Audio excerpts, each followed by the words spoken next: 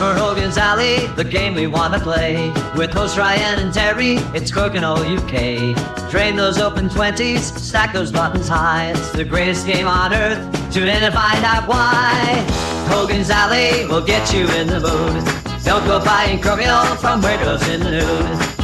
Hogan's Alley, it's time to play the game. It's the greatest game on earth. Crokinole's its name.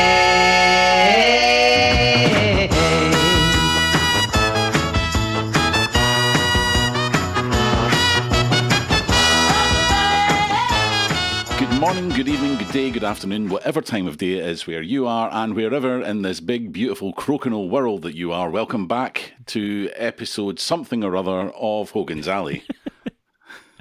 Ryan, how are you? I'm delighted you're keeping track of how much of this we've done. It's great to hear. I'm doing well, thank you. How are you? I'm okay. And it's not just the pair of us today. No. Because we thought we really needed to get someone that knows his onions about the UK tour for the UK tour review. And what more could you ask for than back-to-back UK tour winner, Mr. Thomas Curry? Woo! Hi guys, thank you for having me. The pleasure's ours. Yeah, definitely. Thank you for agreeing to come on because, quite frankly, we're struggling. Yeah, we can't have another episode. I've been dropping hints to Terry for a while to get me onto the podcast. We can't have another episode with Ian. We can't have another episode with Ian, can we? That's just getting a bit old hat now. I think I said to you at Wrexham, and it just never quite got around to it. It was somewhere like that. Yeah, here we are. Yeah, we saved him. We saved him for the best. We saved him for the season review. That's it.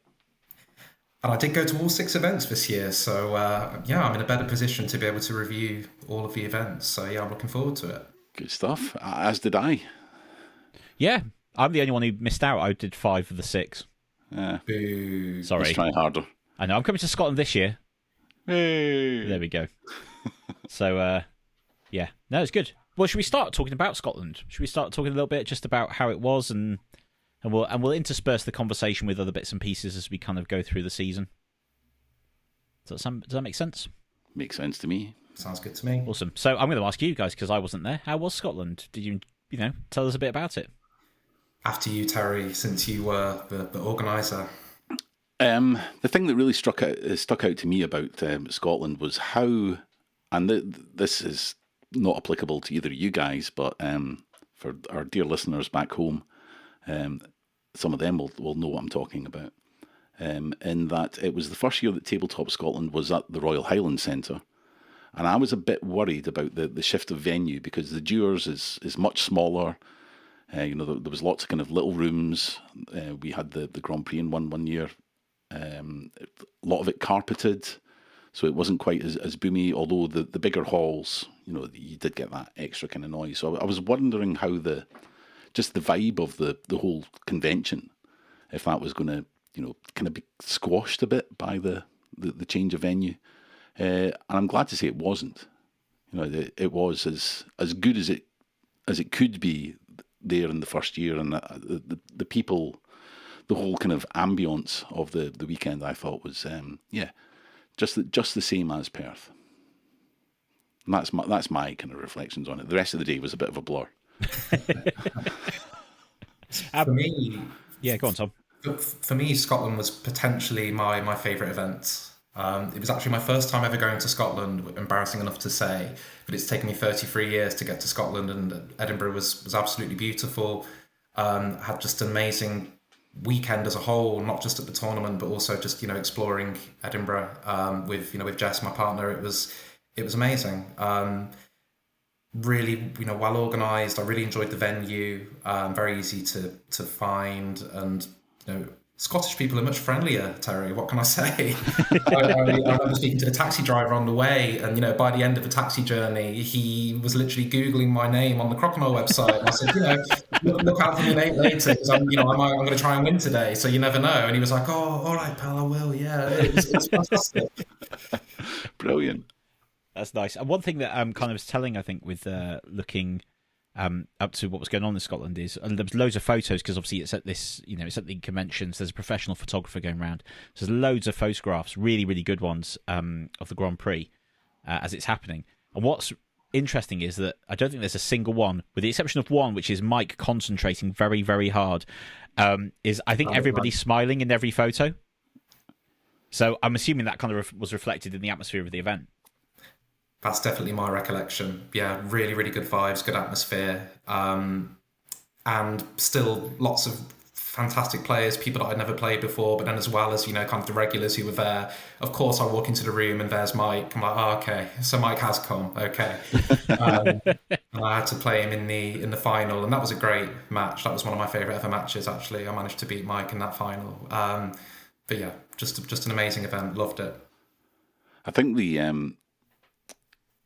having because we still persist with the open play, the learn to play session before it, and that really helps to set the scene and get all so many people from the community involved. You're always going to see the likes of Ian Hayward and Chris and Sam Robinson and James and Helen Tembe, Matt Prowse, and just enlisting all the local players as well. It's like, right, it's time to step up. Come on, show them how to play, and just doing that and basically dragging people in to play. I seem to remember, I think there was somebody, I think they might have won the B pool, Terry, you might be able to remind me. They were in my initial group and I was really, really impressed with them. I thought they were fantastic. And then I think they went on to win the B pool. I hope I'm remembering this correctly. I can't remember their name, but whoever they were, and I said, please come to more events because you're really good. I don't think they have, but maybe next season. I'm going to be busy Googling that now because I can't remember their name. They were really great, and I'm pretty sure they went on to win the B pool. And I was just like, yeah, no surprise. They were really good. Is this the? We did speak about them, and I can't remember their name. Is this the player who had emerged from Deepest Darkest Glasgow? And turns out they've been playing for a little while, and this was like the first tournament they'd ever gone to, and no one had met them before. Is that right? Am I remembering that right? I want to say Leo Tan. It was their first tournament. Yeah, my recollection, but they were unlucky not to get through to the top cut. I think, if I remember the way we structured it, and I thought, they'll do well in the B pool, and they did. Anyway, I can't remember their name, but they know who they are. Hopefully, they're listening. That's great. So you mentioned a bit about your rivalry with Mike there, but it was, you were saying just before we started actually a bit about kind of how like Mike was what kind of got you into Crokinole, really. Do you want to tell us just a quick little bit about that story? Because it sounds like it's a cracker.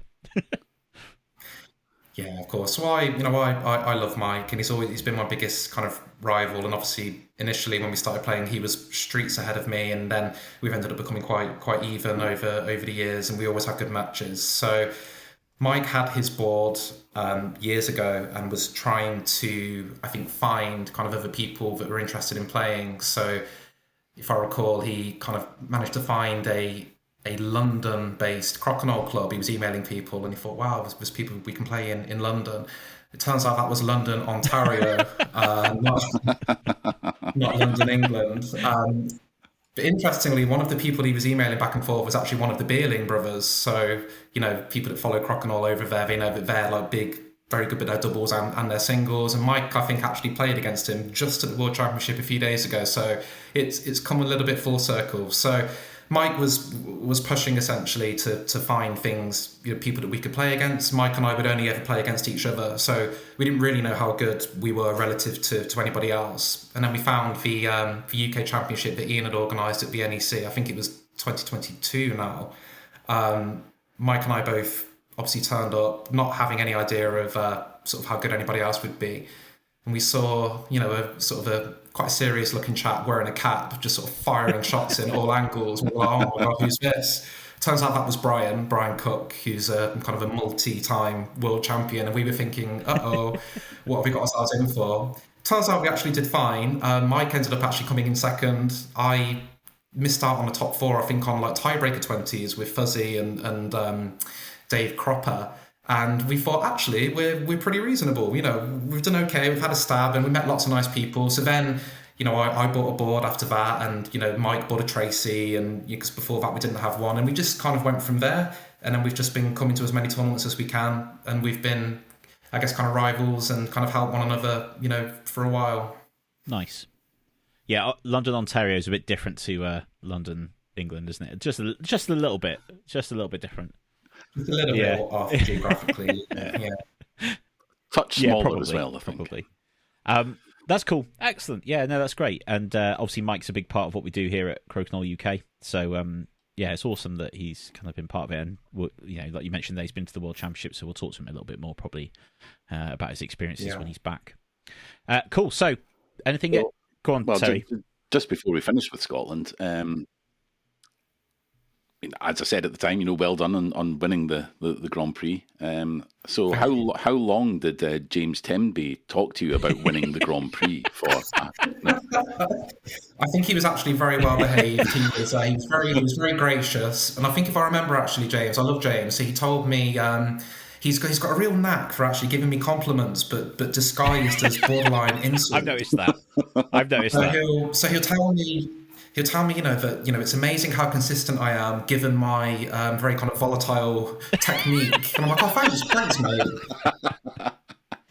And I know he's being nice, and he's one of the loveliest people I've ever met. And I know he's complimented me, but he'll sort of wrap it up in like, yeah, because your technique's so unstable, Tom, and it's just amazing how you can be so consistent. And I'm like, yeah, I know you mean well, so it's all good.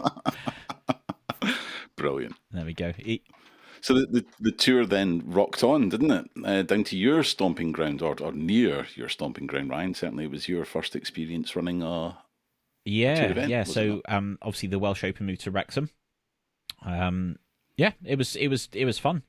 Organising it was relatively straightforward. Like, it wasn't too much of a challenge. There's obviously always the risk. I hadn't really seen much of the venue when there's booking it and everything.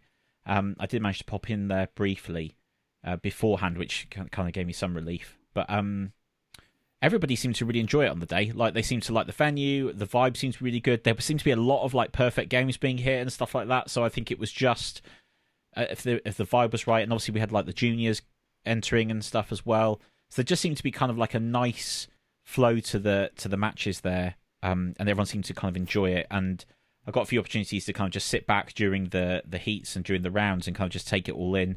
And yeah, it just seemed like everybody was having a good time, which ultimately, if you're organising a tournament, that's kind of what you want it to be. I don't know, both of you played, so I don't know what your experiences was like. Maybe on the other side, it was really stressful, and I don't know. But what was your experiences like? So I loved the venue, Ryan. I thought the venue was absolutely fantastic. Lovely food, big variety of things to do. I really enjoyed our kind of, designated little space, where we could play, and the way that, even the layout of the room. Like you said, I think it was really conducive to good Crokinole. There were lots of high scores, lots of 20s. So it was all really, really good. I guess from my own perspective, I got beaten in the final by Steve, that was the best I'd ever seen Steve play that day. He was absolutely fantastic and deserved to win, to the point where I think back to our final, the second game, I had the hammer, and it was a perfect game. We got 8 20s each, and obviously it feels fantastic. It feels really lovely, but then it's a point, which was said in your last podcast, and it's like, actually, I've got 1 point on the hammer when against someone like Steve, I really need to be getting 2. But what more could I have done? So Steve fully deserved to win that day, and it was, again, just another brilliant day, another contender for favourite event. I just loved Wrexham, made a weekend of it, stayed in an Airbnb. It was glorious. Yeah, I really loved the venue too. Pretty much for the same reasons you came out with, Tom. It was just like the whole building was like a fantastic thing. With just lots of the little independent stores and, all the little independent food vendors. So yeah, really good, and a sprung floor as well, wasn't That's there? right, yeah. So your back, your legs and your back just didn't get as tired as they would on a concrete floor. Showing your age now with a comment like that, for sure. Yeah, definitely. No, it was good. I liked the it seemed to be that everybody rocked up, stuff seemed to get into place quite quickly, and everyone just seemed to have a good time. And because we ran A, B, C, and D pools, literally everybody was playing all day, which I thought was really nice. So it kind of kept everybody together. It is really good, and we're going to be back there again next season. So that's, I think, going to be. There's a few things we're going to tweak, but yeah, in terms of kind of like a venue and had a format and everything, I think it works well. So I'm excited to kind of bring it back to Wrexham. from a format perspective, Ryan, I love the kind of innovation. I think we started it in the Masters in Nottingham in the last season, where you have kind of A, B, C, maybe even D pools, where you end up playing against people that have performed similarly in the first round. So I just think that's just a fantastic innovation. If we can build on that, I think people tend to love that, and then people get their opportunities to play all day, to win a B pool or a C pool or whatever title, and just keep competing against people that might be similar in kind of level on the day to them. I haven't heard anybody say anything negative about it. I think it's only a good thing. So I think that's something that's has been a really nice change to some of the formats. Yeah, I mean, I can't take credit for it. It was massively stolen from the Masters, I'm not going to lie. I probably stole it from somewhere in Canada. So, but yeah, well, why reinvent the wheel when we've got a perfectly good one? And what's nice is that it seems to be that each of the events are kind of carving their own identity because the formats are different. And, the convention events are always going to feel a little bit different. The self-hosted events are always going to feel a little bit different. So it's nice we can kind of change it up. And we'll talk a little bit more about formatting later on. But yeah, it's good to kind of know that. And I think that's and including the juniors in Wrexham. And I know several players have mentioned that their children are really interested in coming this season because they've kind of, mum or dad's kind of gone to this event, got a sense of actually what it's like, and then like, actually, I'd be quite comfortable bringing, my kid along to play as well. So I think that just helps that grow next generation of players, but also give them an opportunity to kind of play against different ages and different people and stuff as well, which is exciting. My unborn son doesn't know, but in 5 years' time, he's going to be competing in the juniors. Whether he likes it or not. Absolutely. You realise we are going to hold you to that, Tom. He can play until he beats you, and then you'll retire. Well, I've got no doubt he's going to be beating me. Probably by the time he's 10, I think he'll probably be consistently better than me. He's going to be a future super I will say one thing I have noticed in like teaching people Crokinole, and kids pick it up really well. Like they just get it, and I'm like, I understand why, because they just play much more relaxed. They're just having a good time. And it's like, we probably could learn a lot from that, really. Yeah. Blank canvas, their brains like sponges. We need to start getting them to play left-handed. My brain's like a sponge, but that's for a different reason. So stop going out of it. Yeah. Cool. So Wrexham, and then of course we moved on to the biggest self-hosted event we've had, which is St Albans with doubles and singles. So we did a Hogan's Alley team. We were all right. We were okay. We were very much middle of the pack. We were as average as you could be. You looked the part, both of you. Yeah, it was fun to. Those shirts have become like they're less, impressive now because everybody else has kind of gone off and done like some crazy psychedelic bonkers ones, which are fantastic. But maybe we'll talk a bit more about that as well. But St Albans, I felt like I think this year, with the change into the bigger room in the venue and everything, it just made it feel a lot. I think it felt like it felt a lot nicer. I know you went at the previous one, Terry, but we're in a much smaller room. It was very tight. It was very hot. It was just a little bit more challenging, and I felt like this layout and the format that Mike ran and his family, obviously, and friends who help out running it on the day, I thought they absolutely smashed it. And a lot of people, that's the only event they come to.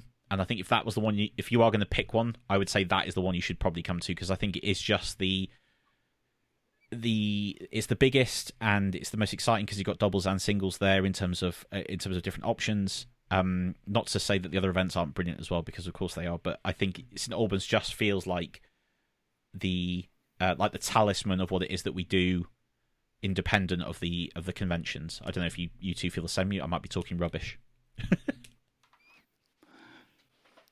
I think that there's something that all the events bring. They do all have a slightly different flavour.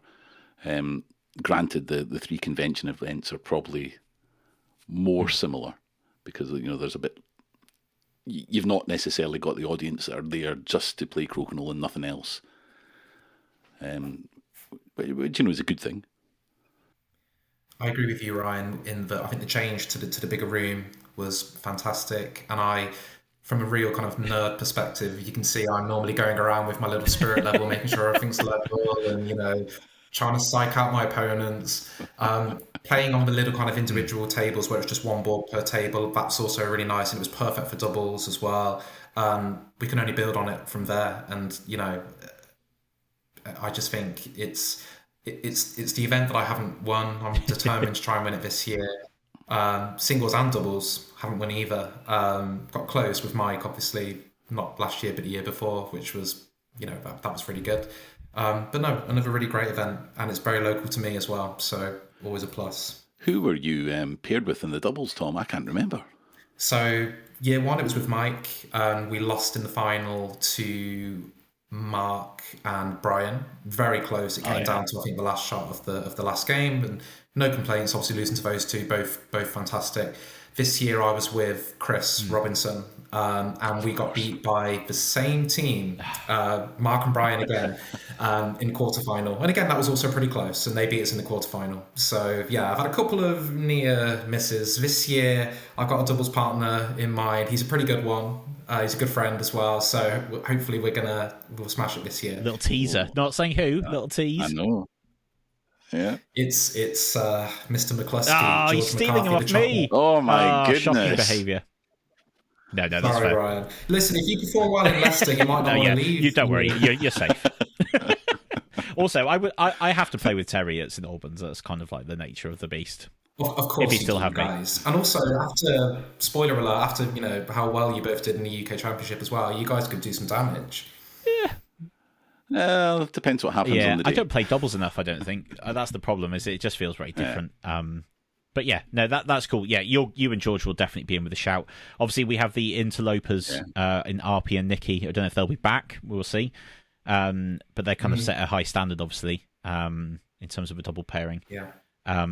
Yep, I know Jurt and Sander from the Roaring Twenties over in the Netherlands, they have expressed an interest at coming over to a UK event sometime. So you would imagine that would be cool. You would imagine doubles and singles on the same day would appeal to them. And getting to London area easier probably than some of the other spots. Yeah.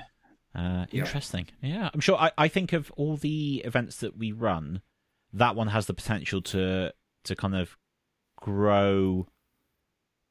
I mean, it's grown already, but like you can kind of see it growing into being something like a proper event, almost like a weekend long thing or something. It could become something like that, I think. I was thinking exactly that. Like, what if at some point in the future it ends up becoming doubles on the Saturday, singles on the Sunday, or something akin to that? I know that might be tough for a lot of people. It would need to be considered, I guess, carefully because of travel costs and accommodation, etc. But yeah, I agree with you, Ryan. That seems like it could be a thing, maybe one day. We don't have to rush these things. It will happen organically if it's meant to. But no, that would be exciting. And the singles, of course, for that event was carrying on his form from Wrexham was Steve again, wasn't it? It was Steve. Steve, I think, and Mike in the final. Right. So Mike almost won it on his home turf. But yeah, Steve was... I didn't see too many of his matches on that day. I think I played him, in the second group stage. And that was a bit of a group of death, actually. We had, I was in a group with George, Mike, Steve, and others. I didn't get through. It was actually Mike and Steve who got through as top two in that group, and kind of, deservedly so. Steve, if he played anything like he did in Wales, would have been hard to beat. In Wales, I thought he was awesome. Yeah, definitely. I seem to remember him being pretty much on fire at St Albans as well. Yeah, definitely. He was in the zone, wasn't he? For those couple of months, he was just on it, so it was great. It's good to see him play. He's a quite a fun player to watch as well, because he does come up, he does hit some like shots, and you're like, whoa, yeah, that was I still remember one where I think it was in the final in Wrexham against you, where he cut one in right off the edge, and it was just like, I didn't even see the angle for that. So I think it was, and that one I remember it was especially tough because I think if I remember, I did a similar shot earlier that same game from probably not quite as far away, but I had to cut one in, bounce one in off a five. And then I think Steve did basically a better version of that same shot later in that round, just to be like, well, I can't swear, but just to say, oh, well, F you, you know.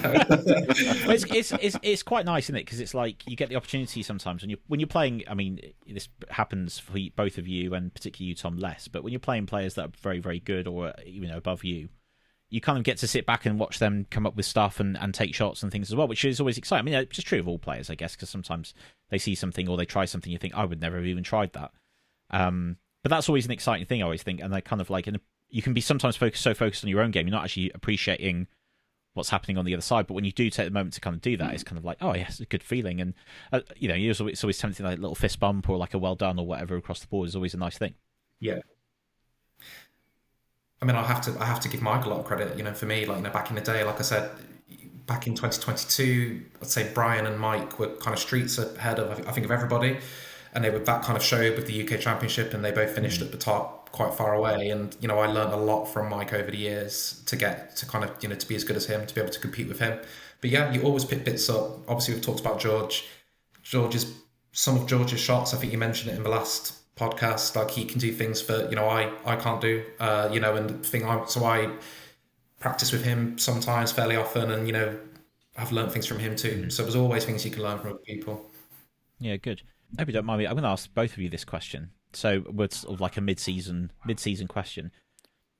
What kind of stands out in terms of like comparatively to the kind of play we saw this season to last season? Is there anything that kind of stands out to you that's changed, or, you know, my feeling is that there's kind of been a general improvement, but what's your kind of insight, both of you, into kind of how that looks? I would have to agree. I think there's been a huge overall kind of general improvement. I think the way I was trying to kind of conceptualize it in my mind earlier, thinking before I came on this kind of podcast, if we took kind of a general field now and went back and all played in the kind of 2022 like UK Championships, where, you know, Mike came second and, you know, Brian was kind of streets ahead.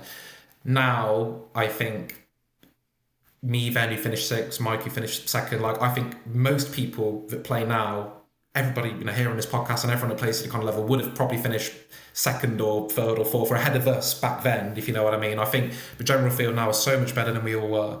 Everyone's just really consistent. Nobody misses. Everyone's really good at open 20s, you know, so you have to be pretty kind of exceptional to keep beating people. Anybody can get points off you.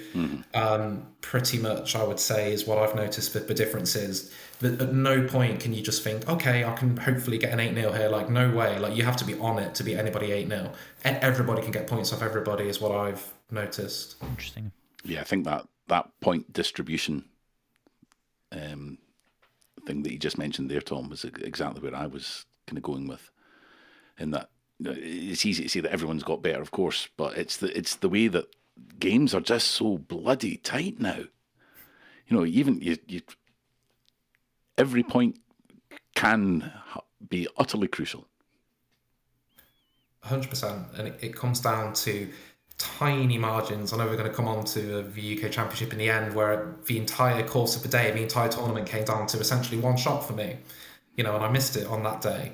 But on another day, I would have hit it. I would have been in the final. Who knows what would have happened? You know, it comes down to. But the fact that Brandon put me in that position is because he played so well, and it's just so tight, as you said, Terry.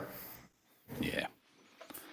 Right. So that's kind of the midway point in the season. Unless you bringing anything else up about St Albans? No, I was just going to say, just about overall play. I think what's nice is it's kind of like everybody is raising everybody up at the same time. So it's like, because I said to you, Tom, at UK's, it's like you've set a standard for people to come, you know, and other players as well, Steve and Brian and Mike and so on.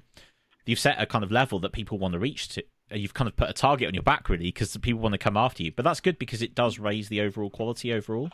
But what has been nice is it hasn't changed the way that events feel. Like, they don't feel competitive to the point where it's bitter, or there's friendly rivalries and stuff like that, of course. But there's nothing like. The atmosphere and the good nature of it hasn't gone away. In fact, if anything, it's kind of maybe increased slightly as everybody kind of is going, oh, brilliant, you know, you're getting better, and they're kind of motivating each other to kind of improve, which I think is only good for the game, but also makes people want to stay and carry on playing. Yeah.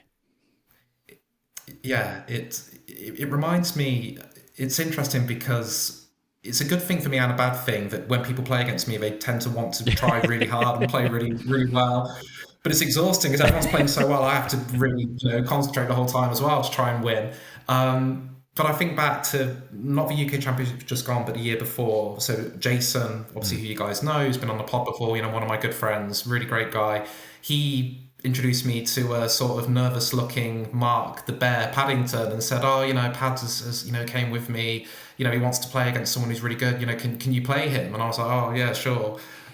Thinking, what's going on here? And then I'm pretty sure we drew or something. It was like a friendly match, and he was really good even then. And now we're friends. But everybody wants to kind of have a pop and have a stab at you, but in a nice way. Everyone's it is just the best community I've ever been a part of, really. And that's why, when things kind of changed for me recently, circumstances, I could have maybe dropped away from the tour, but I kept going because, I wanted to keep seeing everybody and keep playing. And I'm really glad that I did, because it's just a top community. But yeah, everybody wants to beat you, and it's really annoying.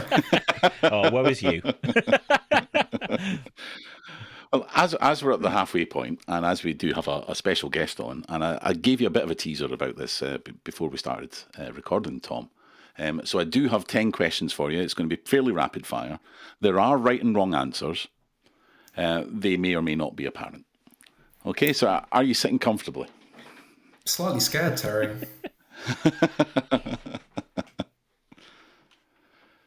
So, question 1. Coloured discs or natural or tan ones? Coloured. That's the correct answer. 20s in a bowl or in acrylic holders? Oh, and holders, always. Question 3. Crokinole and beer or Crokinole and water? For me, consummate athlete, water. Dropping points there, Tom. A double takeout down Hogan's or a pegged bounce back for a 20? Oh, pegging's always interesting, but go for the Hogans. And to get to the halfway point, your favourite event from last season? I'm gonna go for Manchester. Maybe give it half a point. You get a bonus Ryan point. Yeah. Thank you guys. Okay, I'm not sure if I do have a right or wrong answer for this one, but I'm really interested to hear what you think. The Sleeping Giant or the next big thing on the UK tour?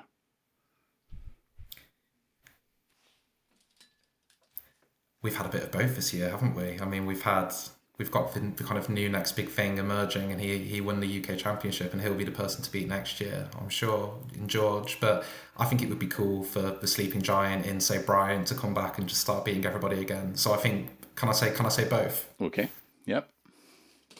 You're not getting extra points for writing two answers, even if you do agree with them. Doubles or singles? Singles. 5-hole doubles or classic doubles? Classic. Okay. Helen or James? I'm sure he'll understand when I say, of course, Helen. It's the only correct answer. And lastly, to round it out, a bespoke event or an event at a convention? Bespoke event all day, every day. Cool. I'll work out the scores and I'll get them back to you by the end of the episode. Well, actually, let's let the audience pick. You tell us what you thought of Tom's answers, because, he'll appreciate the feedback, I'm sure. Yeah. Okay, yeah. Yeah. Always like hearing how wrong I am. By my kind of rough and ready reckoning, you did okay. 6.5 out of 10, maybe, Terry? I think you're looking at 65% there. Yeah. Excellent. That's a pass in my eyes. I did not know those questions, by the way. I did not vet the questions. I saw a few of them beforehand. So yeah, I thought you did very well. They were pretty reasonable questions. I mean, there was only one gimme in kind of Helen or James. The rest were kind of head scratchers. Well, I think I need to ask that one, because if anyone says James, then you know who to avoid at the next. I think the only person who's going to say, there's two people who will say James, and that's Helen and James. you think Helen would? Oh yeah, no, she Helen would only would. say that She because would. she's so lovely. I think she would, and I think James would say himself. Not really. That's probably fair. We've had something come across our desks recently about a brand new sponsor for the podcast. So let's hear from them. Hogan's Alley! Do you constantly forget who or where you are? Well, you've probably got bigger concerns than remembering who has the hammer. If, like me though, you like to drown out your troubles by playing Crokinole, all you need is the official Crokinole UK Hammer Tracker tokens. Just don't forget to use them. Now, where did I put mine? Margaret's probably been frittering away my life savings on Texas Hold'em with Billy Bob and Mary Lou again. Get yours today at CrokinoleUK.com. You need to drop board swings, cause you ain't no safe spirit. What they get I don't know about what this is. Do your discs die quicker than an insubordinate gringo? Are you finding more frequently that you no longer go the distance? Well, capo wax to the max, baby. Bring back that slide and watch those discs glide. Season your ditch like it's a crispy empanada. Don't be bland. Be liberal with the sand. Stop being crapo. Use capo. Try it today free. For your first 20 grams, email pablo.waxcabar@columbia.net. It's right up our Hogan's Alley. Thank you very much for the sponsor. And, it's always a risk with Hogan's, but we're trying to do our best. I think it's always a risk with a Colombian sponsor as well. True. It's the amount of bliss powder that we have flying around. That's what we're calling it. Okay, let's move on. Event 4. The longest running... apologies. The longest running event, the Crokinole event in the UK, which is the Aircon Crokinole Classic in Harrogate. Now, again, convention event. So a little bit different in terms of the formatting and how stuff was organised. We had a sponsor at that event, which of course was Meeplewood, who provided all the boards. How was Aircon for you, Terry, as the organiser? And we'll talk to Tom a little bit as the player. Having someone bring along all the boards is sensational. Everything else is a footnote. You weren't having to, scrabble about and sending messages everywhere, driving, all around the region, just picking up boards. So that was fantastic. And I thought the boards overall were okay. He's still, and I know Steve is still working on a few things with them. He is going to have his Kickstarter going live August. In August, I believe, I want to say. Yep. And we are going to get him on the podcast for a bit of an interview, and just to kind of big up his Kickstarter a little bit before that happens. People did say on the day, the pegs weren't as lively, and I know he's already replaced the pegs on all those boards. And I think the other kind of criticism that I heard, or criticism, maybe a bit harsh, but the other bit of feedback about it was that they just the discs were quite quick to die. Maybe just at the end of the glide didn't quite go as far as you had in your mind's eye, but it was the same for everyone. And once people adapted, I didn't see the boards holding anyone back. No, I think that was fair, and it's very generous of Steve to be able to provide the boards like that. It's not easy for him to get them there either. So, it was good to kind of see, and obviously it's nice to have a maker who's making boards in the UK, but also at kind of a substantial level, even if it just means that more people find the game. Nothing more than that. It would be fantastic. But I think that, Meeplewood are showing their commitment to it, which I think is a good thing. And the fact they were willing to sponsor is even better. How did you find it, Tom? I know that you went on to win that event. How was your day? Again, I really enjoyed it. Harrogate's lovely. It was cool to be able to kind of defend a title. That felt really nice.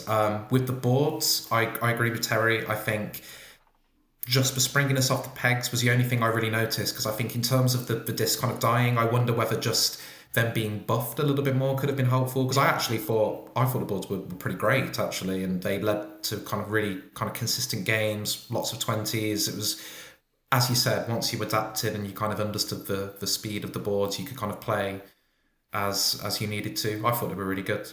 In terms of format, I like Harrogate, I like Aircon, because it's interesting. We go to knockout stages quite early, so the pressure is really on. And I remember, I think it was in my kind of, I think we did it from last 16 this time instead of last 32. Correct me if I'm wrong. So last 16, and I went 0-2 down against my opponent. I think maybe even like, when I had hammer.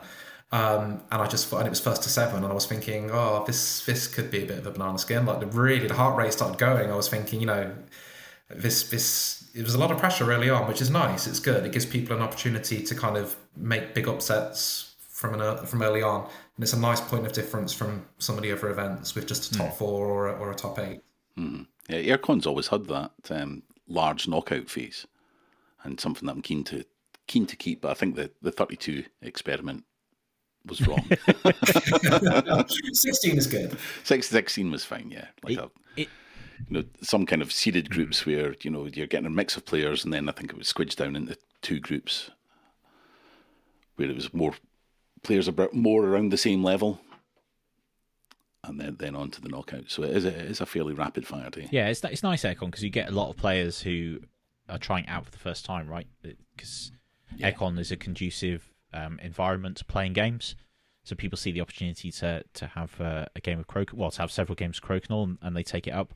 What's nice with that jump into the knockouts is that for the people who are there for the convention to play other games as well, it doesn't eat up their whole day, which is obviously then the format element that we took into UK's later on. So yeah, we're always kind of learning and listening to the feedback around those events at the conventions, because they're never going to be the same as the standalone events, just because the nature of the audience that are there to participate.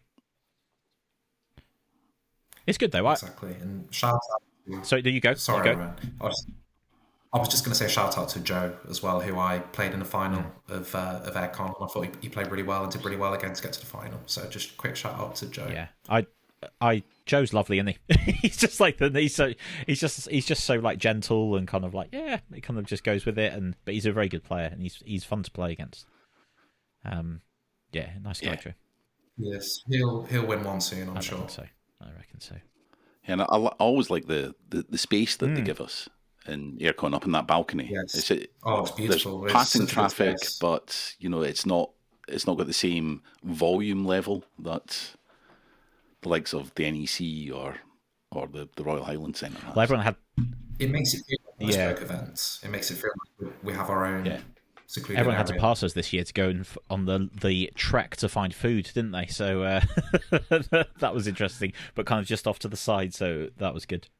Aircon's fun. I like Aircon as an event anyway, but yeah, that day of playing Crokinole was a good laugh. And we played Blood on the Croak Tower afterwards as well, didn't we? All 3 of us.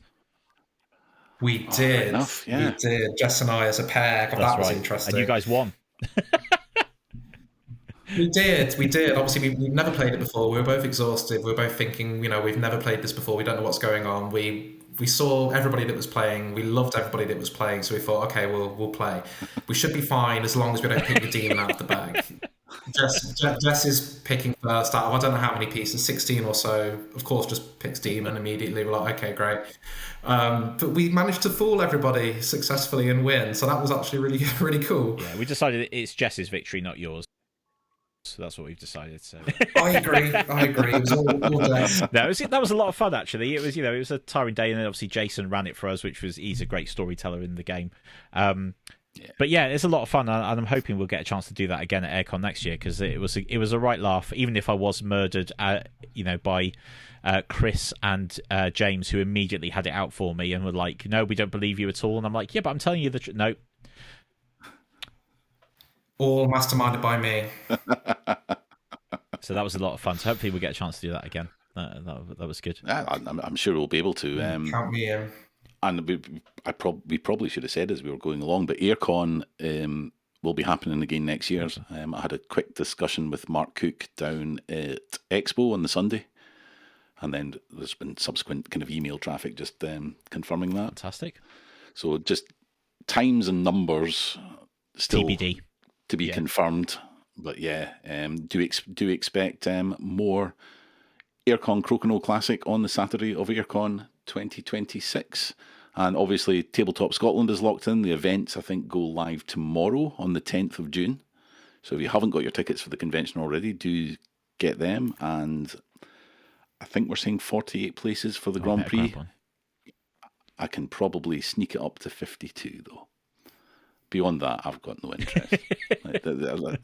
That's just Ian Witt territory. And St Albans is locked in. Yep, 13th of December. So it's a week later than it was last year, just because of the venue availability. But yeah, that's all locked in. And yeah, we should have said, obviously, I said it was booked in again, but October 25th for Wrexham. It's almost like there's people behind this that I know know, what it's they're frightening, doing, isn't it? I know. It's going to come crashing down one day. Yeah. Well, once Aircon hits, I always think that because it does, but it always. What am I trying to say? Once Aircon, we're in safe hands. I know that. Once Aircon hits, the season really ramps up, because that's in March, and then we've got the Masters in May, April even, and the UK's in June or May. Yeah, depending on which day it falls on. So it just gets a bit rapid. Then it starts to feel like the season is coming towards a climax as well. Yeah, it's good fun. It's a good spell. Well, that kind of well, should we talk the Masters then? Should we talk Manchester? Because that was obviously the 5th event. Go for it. Change of venue, change of format. Kind of risky, but it's not that long since we were talking about it, so I won't kind of labour the point. But it seems to have been really well received, and it was a good fun day. And I even enjoyed it, even though I was organising and playing terribly because I was organising. I still had a great time as well. And it was nice to kind of just get an opportunity to play everyone. It was fun. Agreed. It was my probably highlight of the season, like I said earlier, and being able to play everybody once each, and also not knowing who'd won, even at the end when you're reading the scores out, was really cool. Actually, it was really cool. So then when I think Mike finished in 3rd, and I sort of knew I had a higher points total than at that point, and I sort of looked at George. We sort of looked at each other like, because we both knew that we were 1st and 2nd at that point, just because of Mike's score being read out, but I had no idea whether George would win or I had. It was really cool. I loved it. I loved the venue as well. You guys did a great job. And just being able to, again, 1 Crokinole board per table, just perfect, nerdy, perfect Crokinole. Well, it's, yeah. Oh, sorry. Actually, Terry, you go. I'm looking forward to it next season, because I wasn't feeling particularly great that day, and it was just a grind, and it was a grind I could probably have done without, with the benefit of hindsight, but there we go. But I think there's a lot to be said for that real grind of a day, it becoming a war of attrition almost. Who can actually hang on to their game, their composure, and everything the longest. Yeah, I think a lot of players sort of said, it seemed to be almost like a 50-50 split, whether they had a good morning or a good afternoon. And it's almost like, for me, I had a much better afternoon than I did morning, probably because I just felt more relaxed that everything was kind of running and it was sort of smoother. But yeah, and but of course you have to play everyone, but you don't know what order you're going to play. You're going to play them in, so you might play 2 or 3 particularly challenging players straight after each other. Not that I think there's any gimmies at the Masters, because I think if you're going to commit to come and play like that for a whole day, you are interested in playing. And I think the standard across the whole day was very high. And I know several players who kind of came away going, oh man, I need to practice more. And it was kind of motivating them to kind of want to just get that little bit better. I think it's a fun format, and it just makes that event feel a little bit different. And it's quite kind of cool that you're saying there, Tom, about hadn't even occurred to me about, we'd sort of said, we hope people don't talk about the results. I was like, but they will. But actually people were quite tight-lipped about it on the day, which was fun. And Tom, you managed to talk me into losing a £5 on the day as well, because I put into the sweepstakes too. And everyone was going quite low, and I'm like, oh, no, I'm thinking. And then you said some ridiculous number, and I came in a little bit lower than you, but still in five figures. I way overestimated. Me too. I think if I looked, I remember looking at the numbers because I'd sort of tallied what the total shots and stuff for the day were going to be and everything, and I think yours was like over 50% of them were going to be 20s, and I was like, there's just no way. There's just no way that was going to be the case. Yeah, I think I went for about 40, assuming it'd be about 40% 20. So I thought, on average, people would get like 3 or 4 out of 8 each kind of per game is what I was thinking. Because I thought it's the Masters, there's going to be lots of just 20 races, blah, blah, blah. But then obviously what also happens is people are really tactical and really good and can keep discs away. So that kind of dragged the average down, I think, because everyone's still really, really good. But yeah, I way overestimated. I think that yeah, you were so persuasive in your. Yeah, I guess I can be sometimes. I almost to like a delusional degree. People go, oh yeah, no, I'm listening to that guy, and I think I guessed like 11,000, and the answer was like 6,000 or something stupid. Like in terms of how wrong I was, it was like an absurd amount. But I think Mark actually won that, so he ended up leaving with a bit of money. Yeah, I heard you say that. I can't remember if it was me you were talking to about that, or I was listening to you saying to someone else, and I was like, God, Tom's right. Yeah, it said, it's going to be big guns. Yeah, so I'm going 10,000 and change. Well, you still get fewer than me. It's better to be positive about the community, right? So just view it that way. You just say, I'm just an optimist. I'm an optimist. That's the way you frame it. Exactly. I'm not wrong. If I'm guessing 11,000, we should be looking at the people that are guessing 3,000 and going, actually, what do you think of everybody, really? I think the interesting challenge with that as well is that I think you're probably right that it could get to those kind of numbers if it was the same 2 people sat at the same board for the whole day. I think you would get there. Yeah. But I just think that you're moving boards, different players and everything, and I just think that kind of just changes it all up massively. 100%. So, yeah, I did not factor that into my guess. Fair. We like the optimism. I cost £35. Yeah, we like the optimism. It's all good. The good news as well is that we are going to be back in Manchester for the Masters again next year. Again, this event booked in.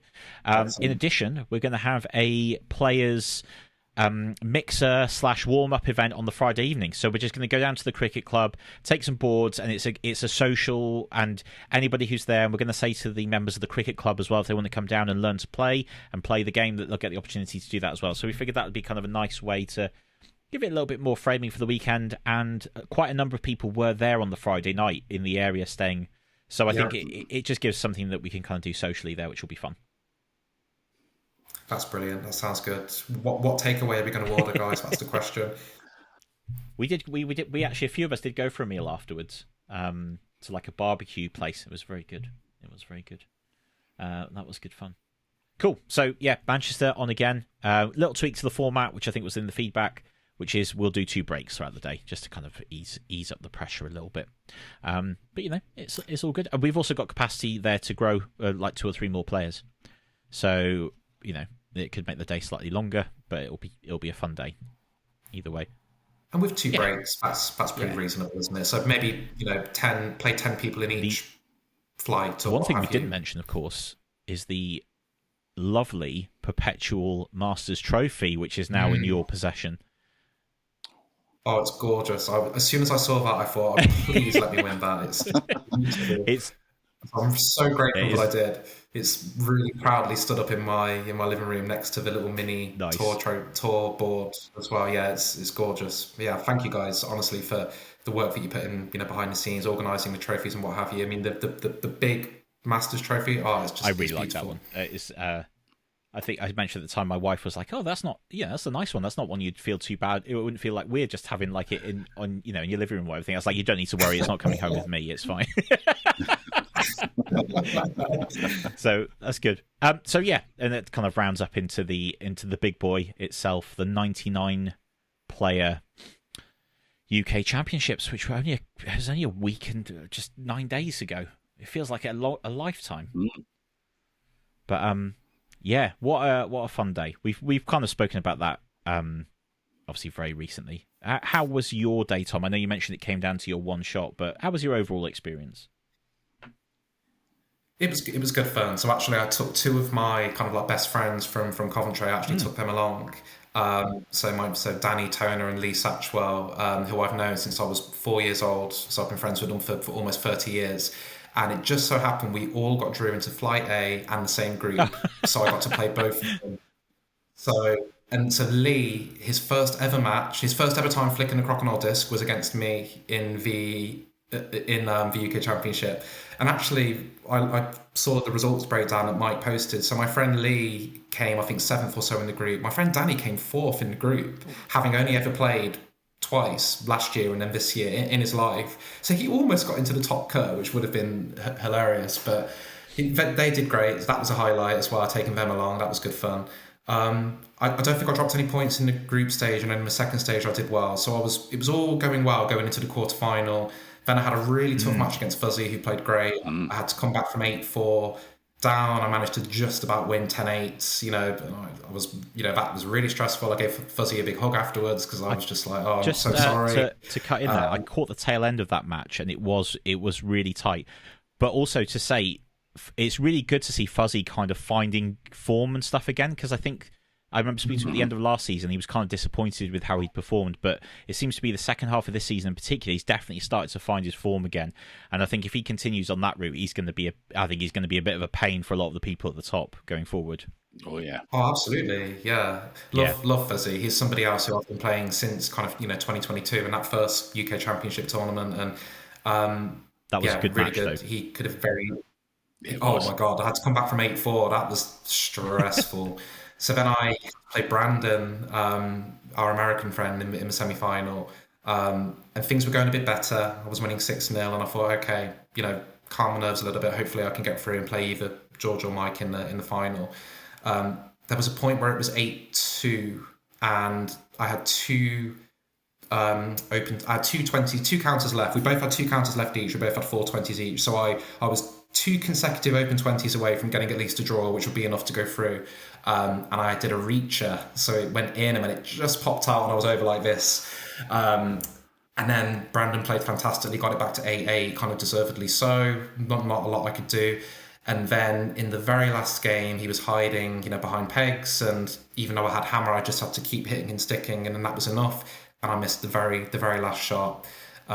Which, my immediate reaction was I'm very hard on myself. I'm a bit of a perfectionist. So I thought I was gutted. I thought I'd really kind of messed up and hadn't played well. But I watched the match back and actually I played fine. I'd say I was a little bit unlucky, but then that last shot, obviously I should get. But Brandon played great as well. And it is what it is. There is a bit of variance. And I don't think I played particularly badly, actually, when we're watching it back. So it was what it was. And then obviously Brandon against George in the final, that could have gone either way as well, 10-10.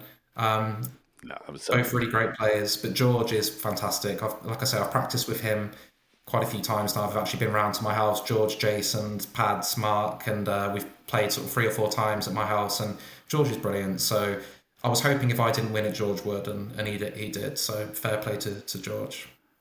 Yeah, an absolute stellar performance at the end of the season from George. Yeah.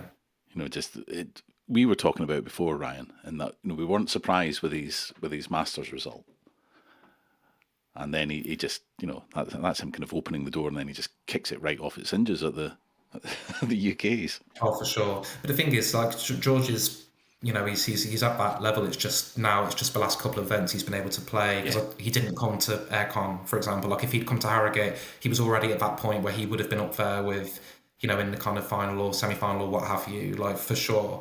And then in the Masters, as you say, he came second, and then in the UK he managed to win. So he's up there with with everybody, as good as anyone. So it'll be interesting next year when I'm sleep deprived with a baby, how things pan out. But we'll see. I'm still going to be determined to keep the tour title. So we'll see. Well, I'll let you into a little secret.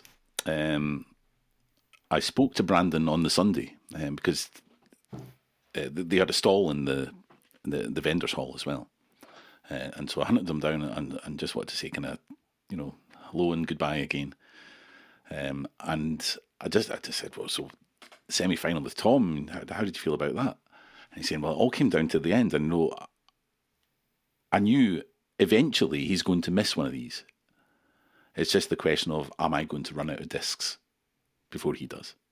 It was very close. It couldn't have been closer. And Yeah, I think just a combination of it, the whole day being on video, all of the matches had finished, everybody was watching, and it's a shock. If I was doing it at home, like I'd probably get it, maybe not 10 times out of 10, but maybe 9.5 times out of 10. And then just all in that moment, it's part of what you have to be able to do. You have to be able to hit those shots in that pressure moment, and I missed that one. Is what it is. I can't really complain. I've had so many moments that have gone my way in the other direction where it could have looked very different on paper. Like, that I could have been losing finals or semi-finals or what have you in the past, but they've gone my way, so I've won them. And that was one that didn't go my way, so can't be too disappointed. And yeah, Brandon actually played really well watching it back to kind of grind back into that situation. He did what he needed to do, played the percentages, and ultimately, like you said, Terry, I missed one. It was just happened to be on the very last one. And I think I'd actually, watching it back, I think I'd gone through Hogan's and what have you, I think 2 or 3 times prior to that when he'd hit really well, and I got them all. And I missed probably the easiest one. That's just Crokinole happening, isn't it? Of course it is, yeah. That's why we love it. Absolutely. I was just about to say, so missed out on the UK Championships, but did retain the tour title. So lovely to see the board coming back, Matt's little mini board that he graciously made for us. That's very cool. Year and a I half saw ago, somebody right? comment on one of the American or Canadian pages being like, where can I get one? Yeah. And I think it might have been yourself, Terry, who said that was actually our tour winner board. So yeah, you can't have one. It's good, isn't it? Because it's actually, you can play with Mentos on it because it fits Mentos, doesn't it? Which is funny. I think it's very good. And it's got rubberized pegs. It's a fully legit working board. It's absolutely fantastic. I made the mistake of saying in front of Matt once, I was saying, so Matt's made us, it's about half-sized. Crokinole. He went, whoa. It's exactly half-sized. Yeah, I was going to say, Matt does not do anything unless it's precise and correct. So you are... Matt's very sweet. He's, I remember when I won it last year for the first time, he was messaging me that evening to say, have you got it up? Have you got it on your shelf? And I said, yeah, it's on my shelf. And he said, can you send me a picture? And then while I was kind of gathering it together to take a picture, he'd sent me another message in the meantime, bless him, to say, don't worry if you can't. I was in the middle of lining it up, so I took a picture and I was like, don't you worry, mate, here it is. It's beautiful. I'm really grateful. Yeah, he's a sweet guy. Yeah. Nice. I think overall a fun season, right? I think we've kind of done a whistle-stop tour through the 6 events. There were a couple of standalone little tournaments and stuff that were happening as well, which was great. But yeah, overall, I think a really fun, exciting season. New players emerging, people travelling to come and play at tournaments from across the UK, from Europe coming to play. I think it's a testament to what the community is building here around a game that is wonderful fun, is accessible. And if you want to take it seriously and get really good at it, you can do that. And I think the season and the tour events are testament to kind of where things are going. That's how I kind of see it. I don't know if you two feel similar. Well, I certainly hope I do. Yeah. And it's that thing about the community, and we touched on it earlier. People are getting better. There's more people playing. But it's still got that same really welcoming vibe. People are still congratulating each other when they pull off something ridiculous. And yeah, I just love to see that part of it. Yeah, I can completely agree. Fantastic community. I'll be trying to bring more people next year. So, Jess and I sometimes play with kind of her friends and their partners, and some of them have downloaded the app and are buying their own boards, and we're going to be dragging a few of them along, probably going to bring them to Wrexham later in the in the year. So also in my family, my brother Mason has got his own board, and he's excellent as well. I really want to try and drag him to one of these events. He hasn't played one yet, but yeah, just keep doing what you guys are doing. Maybe with each event kind of having its own little kind of identity, whether it's the format or what have you. Just perfect. I love the way that you have the the tour scoring system as well, and kind of your best 3 events and all of that playing out. I just think you've nailed it. So just keep building on it. Do whatever you're doing and just keep it up. We're all very, very grateful for what you guys do. Yeah. Thank you so much. It's good. It's good fun, and it's nice to kind of see people appreciating it, but also, like for us, it's just like people coming along to events. That's the biggest thing. That's the biggest appreciation that they can ever do. is come along and play. And we just want more people to play, more people to have a great time, and to continue doing that. And so we've spoken a bit about what's going to be happening in Season 3, which is going to be exciting. And we'll see if you can retain it, Tom, with new pressures of life around you, and with more and more players emerging, kind of gunning for that title. It's going to be an exciting time for sure. Absolutely, yeah. No, we'll see what happens. Hopefully, I can play. Scotland might be a stretch, but I'm hoping to play all of the other 5. Nice. So we'll see. That's going to be good. It's going to be good. Cool. So Season 2, done, dusted, in the bag. I have even less hair, but it's all good. It's all. I think we all do. Just a little note, I think, maybe for anybody who doesn't know and wants to get involved in what we do at Crokinole UK, we're actually going to be having an annual general meeting. We're going to be having an AGM on the 16th of July. The details about it are on the Crokinole UK website, crokinole.uk.com. Anybody is welcome to attend. Just drop us an email as a reply to that post, and we'll give you an invite. And effectively, it's a way of kind of gauging what it is that we're doing, listening to the community about things they'd like to see, any tweaks, changes, proposing stuff, and just looking to see how we can constantly improve and continue to have support and grow the game that we're all loving and playing and enjoying. I think that covers most of what it is we need to talk about. Anything else from either of you? I think I'll just finish up with remember at the end of the month there is the King of Croc in Leicester. Get along and support Sammy and the boys. Singles and doubles on the same day at the local bridge club somewhere. Yep. And then following that, just before the AGM, is the Beers and Boards in sunny Holyhead. It's going to be good fun. Looking forward to that one. I think, remember to stay on Jason Noble's good side, because he'll make a song about you if not. That's true. Speaking of, do we have a little cheeky song to finish with? I think there might be one. I think there might be one. Maybe not the one that hasn't been written yet that I was really hoping to have out. But it's got to the stage that we've had a dig at me and you, Ryan, and Mike's had his little ditty aired on the last but one episode. So we've only really Ian to poke fun at before we can then start punching everyone else in the community in a gentle, joshing kind of manner. I'm not sure I've heard this. Oh, actually, there's one other thing we should talk about, because in case someone missed the newsflash, August 20th is International Crokinole Day. Just as a little reminder. Yeah, get your thinking caps on, folks. Think about what you're going to do for it. I'm already planning on taking a Crokinole board out and about some local sites.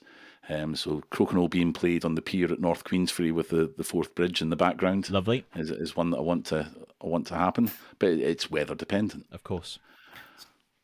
So by August the 20th, I'll be a consultant on a ward in Cambridge. So I will be taking it onto the ward. Nice. And yes, letting my patients play. Brilliant. That's great. So what we'll say with that, and for you, Tom, you get a photo. Obviously, permissions granted.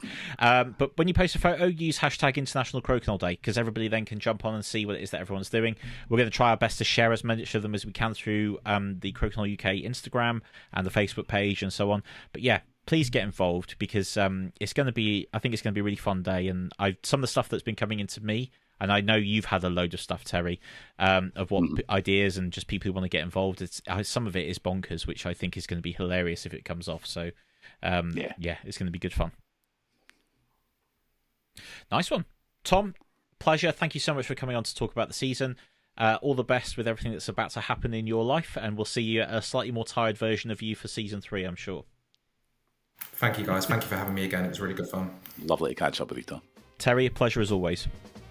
Likewise, Ryan. And we'll speak soon. Say your prayers and bend the knee. With a flick so fast and so true, she'll clear the board and clear out you. But don't despair, she's kind of hard. She'll pick you up once she tears you apart. Shake your hand and say, well played, then buy you a drink 'cause you got slay. Helen Tempe, watch her go. Sweet as pie, but you ruin your flow. She'll take your diss, she'll be the winner. Then she'll tell you where you're going out for dinner. Halls all whisper a lot of a lady feared for every shot. She has a smile that has desire to win. At the Portuguese fears, she'll go all in. Oh, but don't despair, she's kinda hard. She'll pick you up or she tears you apart. Shake your hand and say, well played. Then buy you a drink, 'cause you got slayed. Helen Tempe, watch her go. Sweet as pie, but you ruin your flow. She'll take your diss, she'll be the winner. Then she'll tell you where you're going out for dinner. Now bless her soul, she's got one fly. Her husband's known for starting fight. He's a bad boy or a Crokinole, but we all know she loves him still. Helen Tempe, watch her go. Sweet as pie, but you ruin your flow. She'll take your diss, she'll be the winner. Then she'll tell you where you're going out for dinner.